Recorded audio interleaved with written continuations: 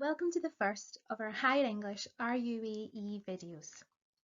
This video focuses on understanding questions, and in particular, those questions which ask you to use your own words. So what are own words questions? Well, essentially, these are questions which test whether or not you have understood the meaning in a passage and you've understood the points that the writer is making, by seeing if you're able to express those same ideas and those same points, but in your own words. The types of questions mostly start with the command words identify, explain, or summarise, and the questions also do tend to direct you to use your own words. Occasionally, it will even say your own words as far as possible, and that's because the SQA acknowledge that at times there's some vocabulary that can be really difficult to put into your own words. Do be aware, however, if a question uses the command word identify, explain, or summarise, but does not specifically tell you to use your own words, it is still an own words question, and you must try to use your own words as far as possible in your answer. Here's an example question at the bottom of this slide.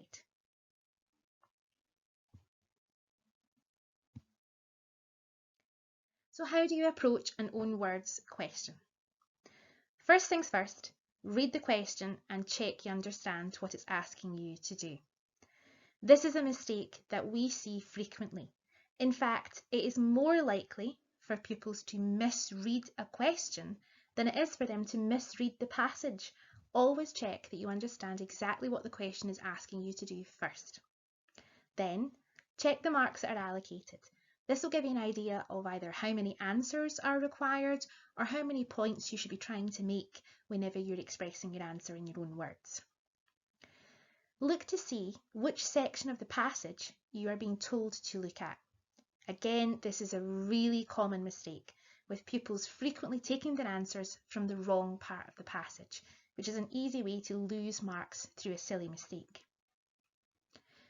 When you go back to reread that part of the passage, use a highlighter, and as you're reading, try to highlight any of the points that you feel could potentially be answers to the question that's being asked.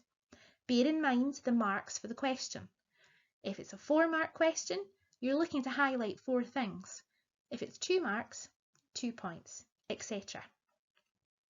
Once you've identified those answers and you can see them highlighted in front of you on the paper, now go about thinking, how can I express that in my own words? Here's a warning, however. What not to do. Be aware that you cannot approach these questions like a translation. Do not try to do every individual word. This is where danger lies, and you'll end up losing the actual meaning of the passage. Try to look at the full expression. Think about how else would you say this? How else can you convey the same idea? Remember to avoid using any of the main words from the passage and never try to use inverted commas or quote directly. These kind of answers will get 0 marks. So let's look at an example. This is from a passage that talks about the rise of the internet and in particular the impact that Google has had on our lives. So we have the excerpt here. The internet search engine Google, with whom I spend more time than with my loved ones, is planning to put the contents of the world's greatest university libraries online, including the Bodleian in Oxford and those of Harvard and Stanford in America. Part of me is ecstatic at the thought of all that information at my fingertips. Another part of me is nostalgic, because I think physical libraries, book-lined and cathedral quiet, are a cherished part of civilization we lose at our cultural peril. And then we have the question. Explain, in your own words, the 2 contrasting emotions the writer has about the plan to put the great university libraries online. Take a moment to think about this, and on the next slide we'll work through the answer together.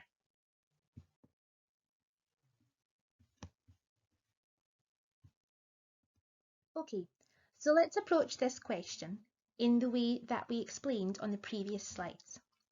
The first thing we do is check that we understand exactly what the question is asking us to do. So let's look at this. Explain in your own words the two contrasting emotions the writer has about the plan to put the Great University Libraries online. Our focus for this question is this, the two contrasting emotions.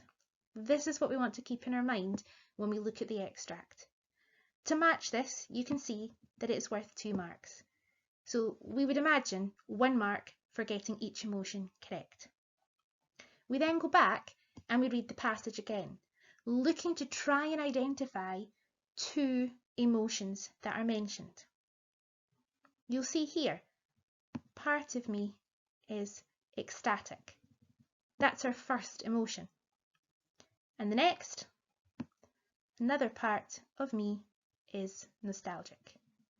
So now we have our 2 emotions, ecstatic and nostalgic, 2 points highlighted to go with the 2 marks. Last thing we have to do is to now consider how would I express these in my own words. So let's look at a possible answer. For ecstatic, we could say the writer is very excited at the prospect of being able to easily access the books online. And for nostalgic, however, the writer is also saddened and concerned that some of these buildings will no longer be visited and may need to close. Here's another example. See if you can do this one by yourself. This is from a paper where people discuss why writers write. In this case, it's the writer Laurie Lee. The urge to write may also be the fear of death, particularly with autobiography. The need to leave messages for those who come after, saying, I was here, I saw it too. Then there are the other uses of autobiography, some more utilitarian than others. Exposure, confession, revenge. In writing my first volume of autobiography, Cider with Rosie, I was moved by several of these needs, but the chief one was celebration, to praise the life it had and so preserve it.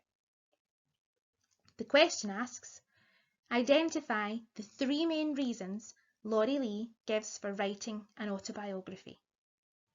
Notice that in this question, there is no specific reference to using your own words, but it does begin with our command word identify. And we need to remember that when we see that word, we're automatically using our own words for our answer. How would we approach this question? Ask yourself, what is the question asking me to look for? How many marks? When I read it again, how many things am I trying to highlight?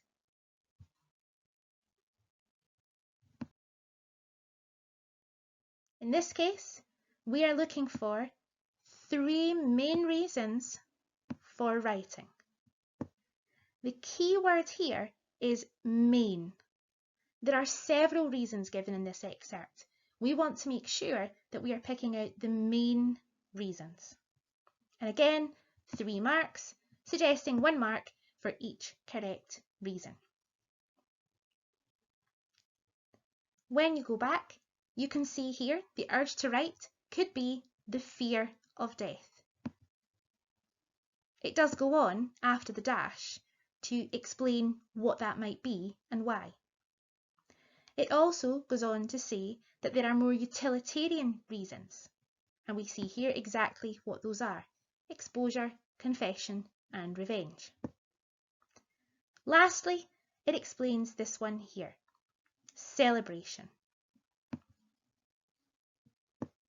It would be easy in this question to jump straight for these 3 words of exposure, confession, and revenge, and assume that in dealing with these 3 individual words, you've done enough to achieve the 3 marks.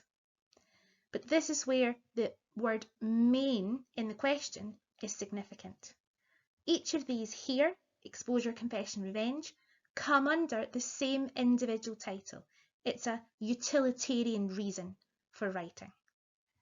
To only focus on these 3 words would be to ignore the significant main reasons of the fear of death and also celebration. This is a tricky one, so definitely one to keep an eye out for. So here are some suggested answers.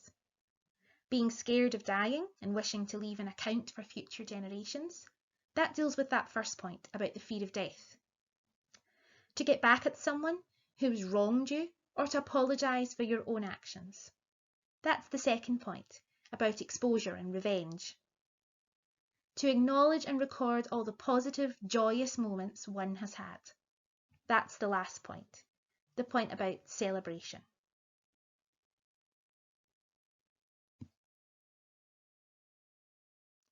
Here's a last one for you to try.